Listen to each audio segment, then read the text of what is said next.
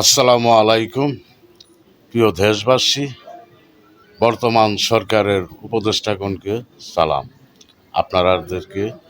আপনাদেরকে একটা উপদেশ দিই, সাধারণ উপদেশ। আমি তো সাধারণ মানুষ, কি দেব?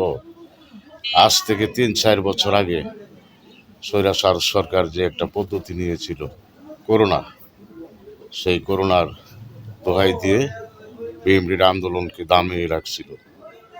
এরকম একটা পদ্ধতি আপনারা বের করেন, তাহলে আপনারা কয়েক বছর থাকতে পারবেন। যেরকম করোনায় ইঞ্জেকশন দিয়েছিল, এখন খালি হাত পাও চোখলাই গোটাগাটি হয়। আর এমন একটা পদ্ধতি বের করেন, যেমন বাংলাদেশের জনগণের কথা মুখে জিহ্বাতে গোটা হয়। এখন তো শরীরে গোটাগাটি হচ্ছে। আপনারা এরকম একটা পদ্ধতি বের করেন, আন্দোলন থেমে যাবে, সর্বদলেরই থেমে যাবে। এরকম একটা পদ্ধতি বের করেন। একটা ক্যারামিন ইঞ্জেকশন দিন। আগে তো করোনার দিছেন, এখন দিবেন ক্যারামিন ইঞ্জেকশন, কুরামিন ইঞ্জেকশন দিবেন।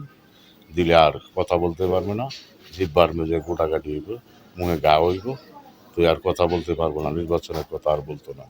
তুই আপনারা আর আমায় এসে রাষ্ট্র চালাইবেন, কেউ আপনাদেরকে বাধা দিতে পারবে না। কথাই তো বলতে পারবো না, বাধা দিবে কেমন করে? আপনারা যা খুশি তাই করতে পারবেন ওই সরকারের মতন, যারা এখন দেশ ছাড়া। আপনারা তো দেশ ছাড়া হইতেন না মনে হয়, সারাইতে পারবেন অনেক আরামে। তো এরকম একটা পদ্ধতি বের করেন দয়া করে। তুই আর আন্দোলন হবে না। দেশের বাংলাদেশ জাতীয়তাবাদী দল বিএনপি আপনাদেরকে নির্বাচনের কথা বলবেন, আর আপনারা বিএনপির বড় বড় নেতাদেরকে যা খুশি তাই বলেন। তারা তখন আপনাদের কথা নীরবে শুনবে, কিছুই বলবে না। বিএনপির নেতারা তো কিছুই জানে না, ওরা অশিক্ষিত। বিএনপি যারা আছে আমরা মুখ্য, আমরা অশিক্ষিত, আপনারাই শিক্ষিত, উচ্চ শিক্ষিত।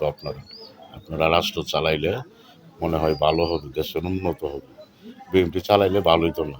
এরকম একটা পদ্ধতি বের করেন আওয়ামী লীগের মতো, আপনারা অনেক দিন থাকতে পারবেন, আজীবন।